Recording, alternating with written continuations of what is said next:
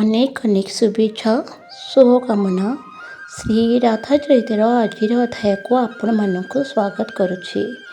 ଶ୍ରୀକୃଷ୍ଣଙ୍କ ଶରୀର ପ୍ରତି ରୋମ ରୋମ ପୁଲକିତ ହୋଇ ଉଠୁଥିଲା। ସେହି କୋମଳ ନୟନରୁ ବାରମ୍ବାର ଲୁହ ଝରି ପଡ଼ୁଥିଲା। ମାତ୍ର ଉଦ୍ଧବ ଲାଲ ଲାଲ ଆଖିରେ ଶ୍ରୀକୃଷ୍ଣଙ୍କୁ ଅନାଇ ଚାଲିଥିଲେ। ପୁଣି କଠୋର ବାଣୀ ଆସିଥିଲା ଉଦ୍ଧବଙ୍କ ମନରେ। ବାରମ୍ବାର ଶ୍ରୀ ରାଧାରାଣୀଙ୍କ ବିରହ ରୂପ, ଲଳିତା ସଖୀ ସମସ୍ତ ସଖୀମାନଙ୍କ ସେ ବିରହ ଭାବ, ଯଶୋଦା ମାଙ୍କ କରୁଣ ସ୍ୱର, ଉଦ୍ଧବଙ୍କ ସାମ୍ନାରେ ଯେପରି ସାରା ବୃନ୍ଦାବନ ସ୍ଥିତି ନାଚି ଉଠୁଥିଲା।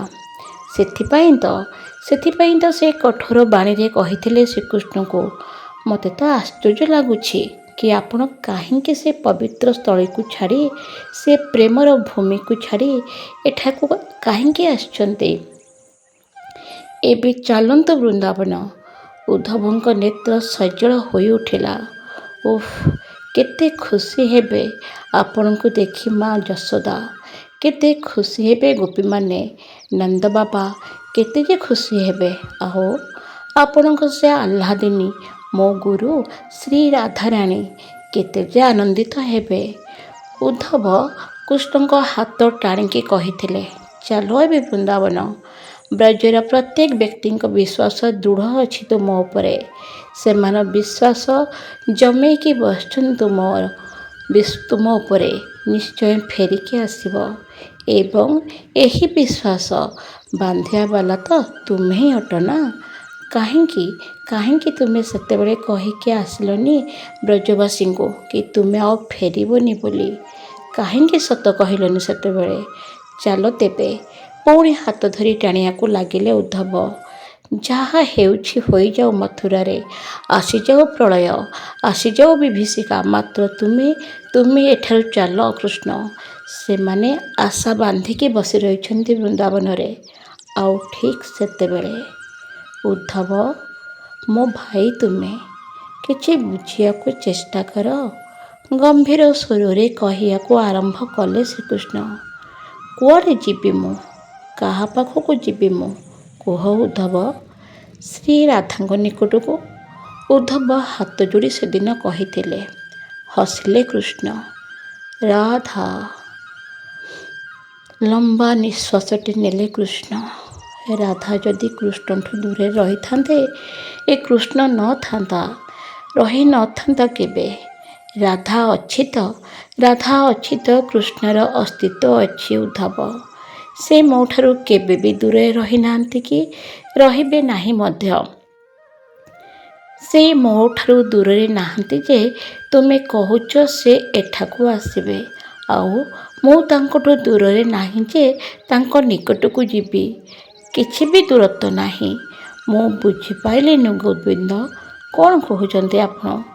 ଉଦ୍ଧବ ହାତ ଯୋଡ଼ିକି ପଚାରିଥିଲେ। ଉଦ୍ଧବଙ୍କ କାନ୍ଧ ଉପରେ ହାତ ରଖିଲେ କୃଷ୍ଣ ଏବଂ ଅତି ସହଜ ଢଙ୍ଗରେ କହିଥିଲେ, ଗୁରୁ ତ କରିଦେଲ ମୋ ରାଧାଙ୍କୁ, ମାତ୍ର ଉଦ୍ଧବ ତୁମେ କ'ଣ କିଛି କଥା ଧ୍ୟାନର ସହିତ ଦେଖିନ ଉଦ୍ଧବ?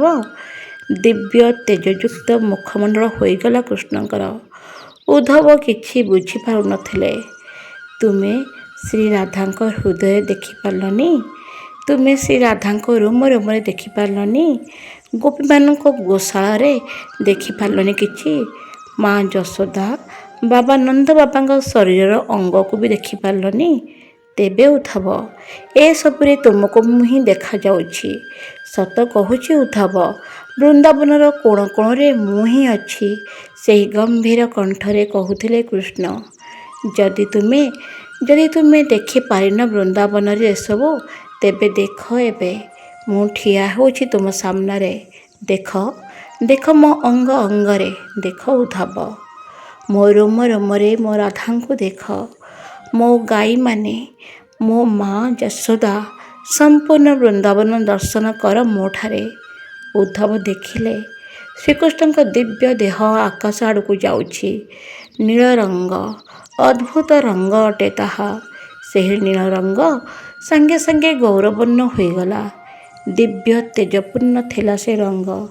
ଉଦ୍ଧବଙ୍କୁ ଏପରି ଲାଗୁଥିଲା ଯେପରି ନୀଳ ଆକାଶରେ ଚନ୍ଦ୍ରମା ପ୍ରକଟ ହେଉଥିଲା। ଶ୍ରୀ ରାଧାରାଣୀ ଏବଂ ଶ୍ରୀକୃଷ୍ଣ ଦୁହେଁ ମିଳୁଛନ୍ତି। ପୁଣି ପୁଣି ଆଉଥରେ କୃଷ୍ଣଙ୍କ ଗମ୍ଭୀର ଶବ୍ଦ ଆସିଥିଲା, ଦେଖ ଉଦ୍ଧବ, ମୋ ଭିତରକୁ ଦେଖ। ଦିବ୍ୟ ଲୋକ ଗୋଲୋକ ଅଟେ।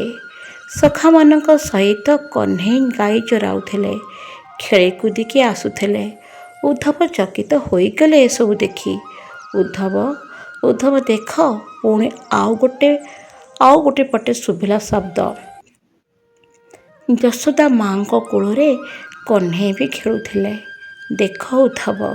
ପୁଣି ସେହି ଧ୍ୱନି। ଉଦ୍ଧବ ଏବେ ଦେଖୁଥିଲେ ଦିବ୍ୟ ନିକୁଞ୍ଜ। ଯୁଗଳଦ୍ୱୟ ଦୋଳି ଖେଳୁଥିଲେ। ସାଙ୍ଗରେ ଥିଲେ ଅଷ୍ଟସଖୀମାନେ। ଲଳିତା ସଖୀ ଦେଖିଲେ ଉଦ୍ଧବଙ୍କୁ, ହସିଲେ ଜୋରରେ। ସବୁ ସଖୀମାନେ ମଧ୍ୟ ହସିଲେ। ଟାଣିକି ନେଇଗଲେ ଉଦ୍ଧବଙ୍କୁ। ଲାଲ ଓଢ଼ଣା ପକାଇଦେଲେ, ଲେହେଙ୍ଗା ପିନ୍ଧାଇଦେଲେ ତାଙ୍କ ଉପରେ। ବହୁତ ନଚାଇଲେ ଉଦ୍ଧବଙ୍କୁ। ଉଦ୍ଧବ ସବୁକିଛି ଭୁଲିଯାଇ ନାଚୁଥିଲେ ସେମାନଙ୍କ ସହିତ। କେହି ବି ମୋଠାରୁ ଭିନ୍ନ ନୁହନ୍ତି, କେହି ମୋଠାରୁ ଦୂରରେ ନାହାନ୍ତି। ସେହି ଗମ୍ଭୀର ସ୍ୱର ଶୁଭିଲା ଉଦ୍ଧବଙ୍କ କାନରେ। ସାମ୍ନାରେ ଶ୍ରୀକୃଷ୍ଣ ଠିଆ ହୋଇଥିଲେ। ହସୁଥିଲେ ସେ। ଆଉ ଦେଖୁ ଦେଖୁ ବାମ ଭାଗରେ ଆହ୍ଲାଦିନୀ ଶ୍ରୀରାଧା ପ୍ରକଟ ହୋଇଗଲେ। ଶ୍ରୀରାଧାଙ୍କୁ ଦର୍ଶନ କରି ଉଦ୍ଧବ ଆନନ୍ଦରେ ନାଚି ଉଠିଲେ। ନେତ୍ରରୁ ଆନନ୍ଦ ଅଶ୍ରୁ ବୋହିବାକୁ ଲାଗିଲା ଏବଂ ଯୁଗଳଦ୍ୱୟଙ୍କ ଚରଣ ତଳେ ସାଷ୍ଟାଙ୍ଗ ପ୍ରଣାମ କରିଥିଲେ ଉଦ୍ଧବ। ଆଗକୁ ଜାଣିବା ଆଗାମୀ ଅଧ୍ୟାୟରେ। ଧନ୍ୟବାଦ। ନମସ୍କାର।